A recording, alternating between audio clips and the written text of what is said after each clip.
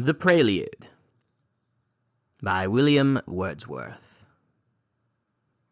Book VII. At leisure, then, I viewed, from day to day, the spectacles within doors, birds and beasts of every nature, and strange plants convened from every clime.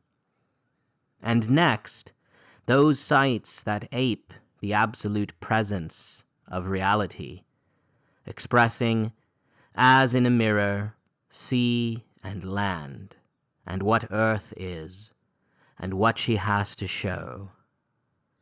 I do not here allude to subtlest craft, by means refined, attaining purest ends, but imitations, fondly made, in plain confession of man's weakness and his loves. Whether the painter, whose ambitious skill submits to nothing less than taking in a whole horizon's circuit, do with power like that of angels or commissioned spirits, fix us upon some lofty pinnacle, or in a ship on waters, with a world of life and lifelike mockery beneath, above, behind, far stretching and before, or more mechanic artist represent, by scale exact, in model, wood or clay, from blended colors also borrowing help, some miniature of famous spots or things, St. Peter's Church, or, more aspiring aim, in microscopic vision, Rome herself, or haply some choice rural haunt, the Falls of Tivoli, and, high upon that steep, the Sibyl's mouldering temple, every tree, villa, or cottage lurking among rocks throughout the landscape, tuft, stone, scratch minute, all that the traveler sees when he is there.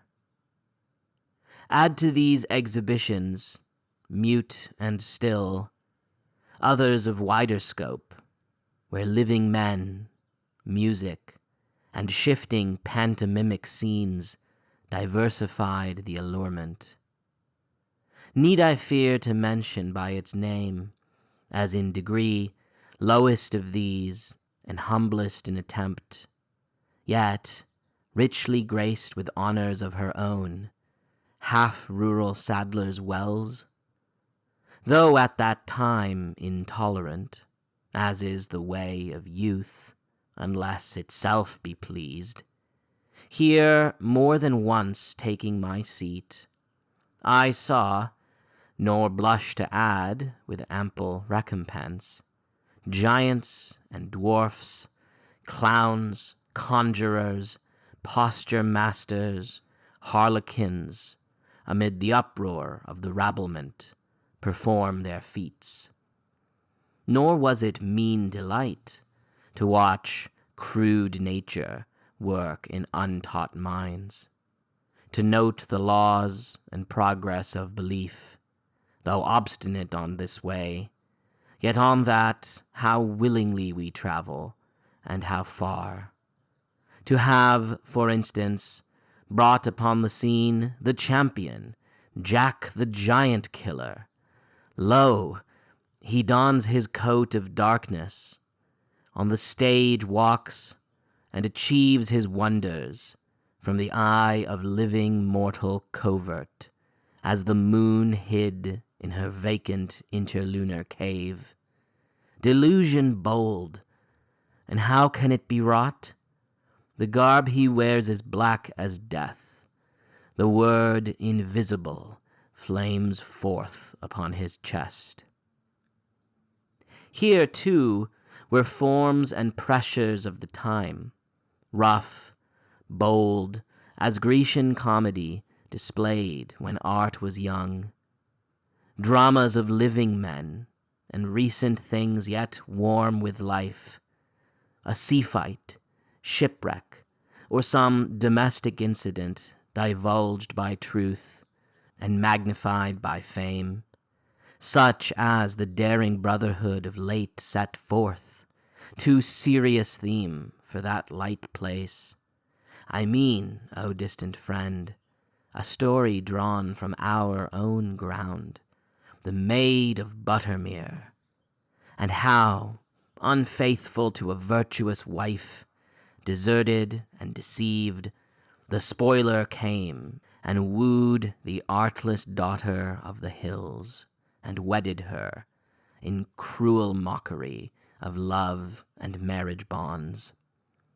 These words to thee must needs bring back the moment when we first, ere the broad world rang with the maiden's name, beheld her serving at the cottage inn, both stricken, as she entered or withdrew, with admiration of her modest mien and carriage, marked by unexampled grace. We since that time, not unfamiliarly, have seen her discretion have observed, her just opinions, delicate reserve, her patience, and humility of mind, unspoiled by commendation and the excess of public notice, an offensive light to a meek spirit suffering inwardly. From this memorial tribute to my theme I was returning, when, with sundry forms commingled, shapes which met me in the way that we must tread, thy image rose again, Maiden of Buttermere. She lives in peace upon the spot where she was born and reared. Without contamination doth she live, in quietness, without anxiety. Beside the mountain chapel sleeps in earth her newborn infant, fearless as a lamb, that, thither driven from some unsheltered place, rests underneath the little rock-like pile when storms are raging. Happy are they both, mother and child. These feelings, in themselves trite, do yet scarcely seem so when I think on those ingenuous moments of our youth, ere we have learnt by use to slight the crimes and sorrows of the world. Those simple days are now my theme, and foremost of the scenes which yet survive in memory appears one at whose centre sate a lovely boy, a sportive infant, who, for 6 months' space, not more, had been of age to deal about articulate prattle. Child as beautiful as ever clung around a mother's neck, or father fondly gazed upon with pride. There, too, conspicuous for stature tall and large dark eyes, beside her infant stood the mother. But upon her cheeks diffused false tints too well accorded with the glare from playhouse lustres thrown without reserve on every object near. The boy had been the pride and pleasure of all lookers on, in whatsoever place, but seemed in this a sort of alien scattered from the clouds. Of lusty vigor, more than infantine he was in limb, in cheek a summer rose just 3 parts blown, a cottage child, if e'er by cottage door, on breezy mountain side, or in some sheltering vale, was seen a babe by nature's gifts so favored. Upon a board decked with refreshments had this child been placed, his little stage in the vast theatre, and there he sate, surrounded with a throng of chance spectators, chiefly dissolute men and shameless women, treated and caressed, ate, drank, and with the fruit and glasses played, while oaths and laughter and indecent speech were rife about him as the songs of birds contending after showers.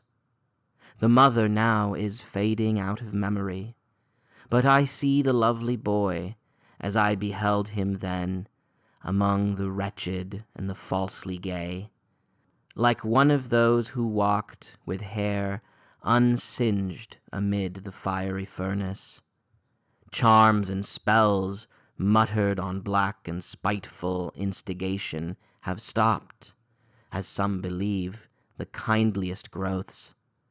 Ah, with how different spirit might a prayer have been preferred, that this fair creature, checked by special privilege of nature's love, should in his childhood be detained forever.